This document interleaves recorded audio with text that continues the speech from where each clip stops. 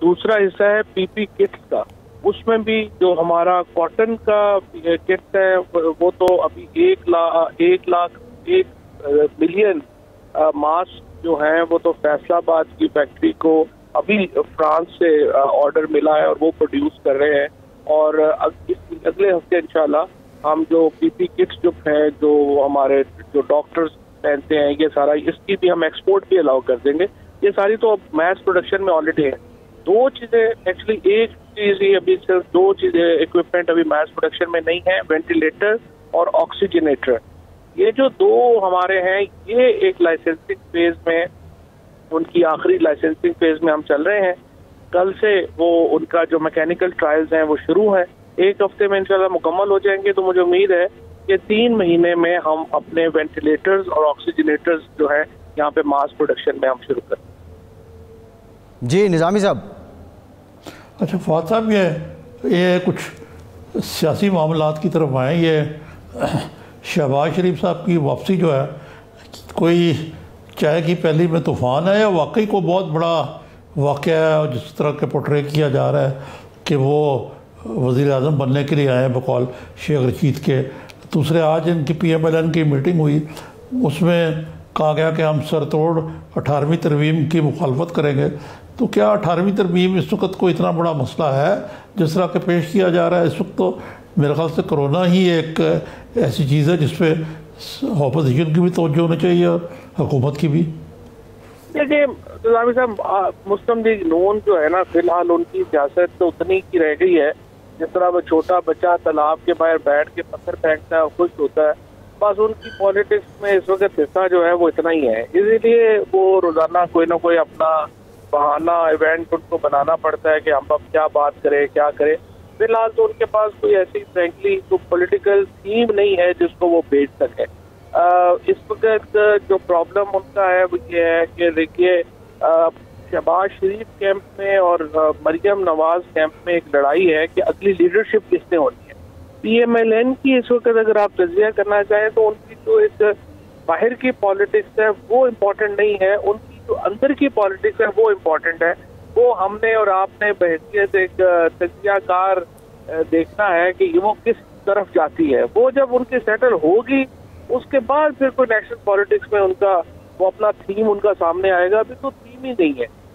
इसी तरह से जो इसीलिए वो 18वीं तरमीम में अगर आप कहें तो देखें किसको क्या झगड़ा है। क्या PTI डेवोल्यूशन के खिलाफ है? Answer is no. PTI हो, पीपल्स पार्टी हो, PMLN हो, हमारा इत्तेफाक राय है कि जो डेवोल्यूशन हुई है सेंटर से प्रोविंसेस में वो बिल्कुल सही हुई। जो बातें जो उसके ऊपर भी इत्तेफाक है कि जो लूप होल्स रह गए हैं उनके ऊपर हमें बैठ के बात करनी चाहिए और ना सिर्फ 18वीं तरमीम पे 19वीं 20वीं तरमीम पे भी बात करनी चाहिए। जजेस की अपॉइंटमेंट का जो मामला है वो बड़ा कंट्रोवर्शियल है, जजेस के एहतसाब का मामला बड़ा कंट्रोवर्शियल है। ये चीजें जिसके ऊपर बैठ के पॉलिटिकल पार्टीज को बात करनी है। जी निज़ामी साहब। हाँ सही है आपकी बात। ये आपने जो PMLN की जो इंटरनल पॉलिटिक्स की बात की कि कोई इशू ही नहीं है, एक और इशू जो बड़ा दिलचस्प है कि शहबाज शरीफ साहब कहते हैं एक इंटरव्यू में कि हमने मियां नवाज शरीफ से कहा कि अब हमारी उम्रें ज़्यादा हो गई हैं तो मरियम और हमज़ा को आगे ले आया जाए। तो ये बिल्कुल इस तरह ये सियासी जमात लगती है जैसे ये कोई बल्कि ये शिबली फराज साहब ने भी कहा है यही बात कि जिस तरह को मुगलिया ख़ानदान हो और वो उन्होंने आगे अपनी विरासत जो है वो अगली वलीयतों को शिफ्ट कर दी है। ये पार्टी में जमहूरी अंदाज से तो बिल्कुल कोई फैसले होते नहीं, फैमिली के इर्द गिर्द ही घूमते हैं। कोई भी पाकिस्तान में अभी फ्रैंकली पॉलिटिकल पार्टीज के स्ट्रक्चर्स नहीं और अनफॉर्चुनेटली हमारे यहाँ और PMLN और पीपल्स पार्टी तो बिल्कुल ही फैमिली पार्टीज हैं। और मैं PTI की समझता हूँ कि जो हमारे स्ट्रक्चर्स जो इमरान खान से जो हमने जो बात सुनी है जो वो जो चाहते थे वैसे स्ट्रक्चर्स हम भी नहीं बना सके। और एक्चुअली तो पाकिस्तान में या डेमोक्रेसी की कामयाबी तो यही होगी कि हमारे यहाँ फॉर एग्जांपल आप देखिए ना BJP इमर्ज हुई वहाँ पे हिंदुस्तान में। अब उनकी पॉलिटिक्स या उस थीम से तो जाहिर है हमारा बड़ा इख्तलाफ है और वो बिल्कुल एक एक्सट्रीमिस्ट पार्टी है, लेकिन उन्होंने जिस तरीके से ग्रो किया अपने आप को और अब आप देखिए कि वहाँ वाजपेयी साहब के बाद नरेंद्र मोदी आए, नरेंद्र मोदी के बाद भी क्लियर है लाइन कि अगली लीडरशिप जो है वहाँ पे कौन है और मेन प्लेयर कौन है और कौन है। पाकिस्तान में जो है वो पॉलिटिकल पार्टीज इम्पोर्टेंट नहीं है, पॉलिटिकल लीडर इम्पोर्टेंट है। पॉलिटिकल पार्टीज की ना कोई हैसियत है ना औकात है, पॉलिटिकल लीडर के इर्द गिर्द घूमती है।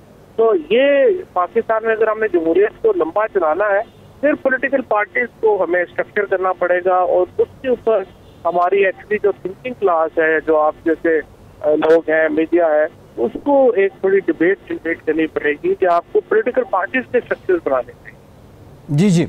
अच्छा फवाद साहब, ये जो आपने बात की है, लेकिन फवाद साहब फवाद साहब मैं ज़रा एक सवाल कर लूँ उनसे कि ये अजीब सितम ज़रीफ़ी है कि आपने ठीक कहा कि ज़ातियात के इर्द गिर्द ही घूमती है। यानी अगर आप PTI को देखें तो खान साहब के इर्द गिर्द ही सारी PTI सियासत, वोटिंग सब कुछ है। लेकिन दूसरी तरफ ये भी बात है कि खान साहब ने अपने कोई जो 2 बेटे हैं उनके, वो तो मुझे नहीं लगता कि वो सियासत में आ रहे हैं या वो इंटरेस्टेड है या खान साहब लाने में उनको इंटरेस्टेड है। तो इस लिहाज से अगर देखा जाए तो कोई अगर पार्टी को सही तरीके से ऑर्गेनाइज किया जाए तो PTI एक बहुत बड़ी जमात है जो कि वो कर सकती काम जो कि इस मुल्क में PMLN या PPP या इवन ANP ने नहीं किया। ये बात आपकी बिल्कुल सही है। ये अगर कोई पोटेंशियल है पाकिस्तान का पॉलिटिकल कल्चर चेंज करने का तो वो PTI में ही है और इमरान खान में है। क्योंकि इमरान खान की जो एक सोच भी है और पॉलिटिक्स भी है कि वो एक इसको फैमिली इनकॉर्पोरेटेड नहीं बनाना चाहते, ना ही उन्होंने कभी इस तरह से सोचा है। और तो क्रिटिकल पेशेंट फिगर पाकिस्तान की जो है वो मुकाबलतन जो प्रेडिक्शन थी उससे भी बहुत अल्हम्दुलिल्लाह कम है। और हमारा जिस तरह सारा के निज़ाम सेहत, लेकिन असल प्रॉब्लम तो इसमें यह है कि आपकी सेहत का निज़ाम जो है उस पर इतना बोझ आ जाए कि वो संभाल ना सके। तो अभी हमारा जो स्ट्रक्चर है हमारा जो हेल्थ का, वो अभी फेयरली केपेबल है इस को डील करने में। तो इसलिए जो प्रेडिक्शन जिस तरीके से एक जो चार्ट बनाया गया है उसके मुताबिक अगर देखा जाए तो पाकिस्तान में जो अभी सिचुएशन है is much better than prediction. जी। अच्छा ये फवाद साहब, ये जो ये मीडिया में एग्जैजरेटेड है या वाकई ये सिंध और वफाकी हुकूमत के दरमियान महाजराई ये कोरोना वायरस पे वाकई अपने अरूज को पहुंच गई है और प्राइम मिनिस्टर जो हैं उनके मिलने के भी तैयार नहीं होते चीफ मिनिस्टर को, इस किस्म की बातें भी आ रही हैं, या ये बाज़ मीडिया की क्या सा रही हैं ऑपरेशन लेवल पे तावन जारी है? देखिए, जो असल फ्रैंकली जो फैसले होते हैं वो NCOC के ऊपर फैसले होते हैं, जो सारे लोग यहाँ पे मिल के बैठते हैं, बात करते हैं। वहाँ पर तो कोई इतनी ज़्यादा टेंशन नहीं है। आज भी अगर आप देखें तो सिंध की जो मुशावरत है उससे जो है वो शामिल किया गया है। असद उमर साहब ने जो है वो कहा है कि उनके जो कंसर्न्स हैं उसके मुताबिक जो है वो हम किसी को भी इग्नोर नहीं करेंगे। तो इसी तरीके से जो NCOC में उन्होंने जो वफाक का ताउन है उसको भी बड़ा अप्रिशिएट किया है सिंध में।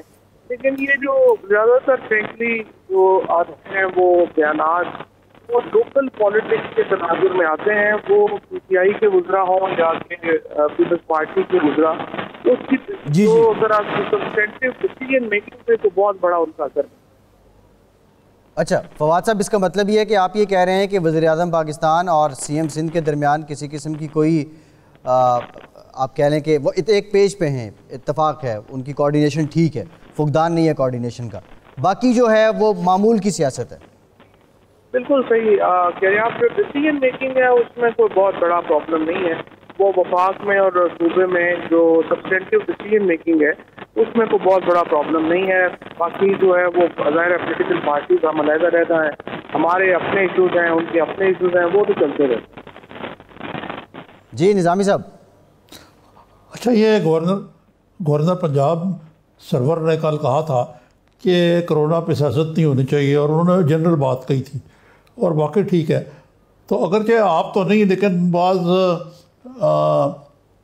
आपके हुकूमती वज़रा और सिंध हुकूमत के बाज़ रहनुमा, किसी हद तक PMLN भी, लेकिन कम, ये जो कोरोना पे जो मुखालफाना बयानबाजी होती है, क्या ये नहीं हो सकता कि हुकूमत और अपोजिशन बैठ के फैसला करें कि इस मसले पे हमने, बाकी आप 18th अमेंडमेंट है जिस पे बात करते रहें, इस मसले पे जो ये मुखालफाना बयानबाजी होती है इससे अवाम में कन्फ्यूजन फैलता है और बदली भी बढ़ती है। नहीं, मेरा तो ख्याल है कि इसमें गलत नहीं है। मुझे ये है कि देखिए हम एक डेमोक्रेसी है, हम किसी एक डिक्टेटरशिप का या वन पार्टी सिस्टम में तो हम नहीं है ना, जहाँ पे फैसले हों और उनके ऊपर क्रिटिसिज्म ना हो। इससे तो फिर बड़ा एक वैक्यूम क्रिएट हो जाएगा चेक एंड बैलेंस का। अपोजिशन का या जो आपस की पार्टीज हैं उनके लिए बड़ा इंपॉर्टेंट है कि वो एक दूसरे के ऊपर चेक रखें, और जब ये क्रिटिसिज्म होता है या दूसरी ओपिनियंस आती हैं तो उससे डिबेट खुलती है। और मेरा ये ख्याल है इसीलिए इंडिपेंडेंट मीडिया हो, पॉलिटिक्स हो, और अभी जो बहरान है उसमें तो साबित हुआ है कि डेमोक्रेसी जो है वो किस तरह क्यों इम्पोर्टेंट है, how it can save public health and how it can actually contribute to the diversity जो होती है सोसाइटीज में, वो बड़ी इम्पोर्टेंट है। तो ये जो एक इंसिस्टेंस है हमारे, मेरा ये ख्याल है जो सेक्शन ऑफ मीडिया में कि नहीं एक ही होना चाहिए, और कुछ जो है वो रिमार्क्स और भी आते हैं, वो मेरा नहीं ख्याल उसकी वो होना चाहिए। डाइवर्सिटी को एक्चुअली हमें इंकरेज करना चाहिए।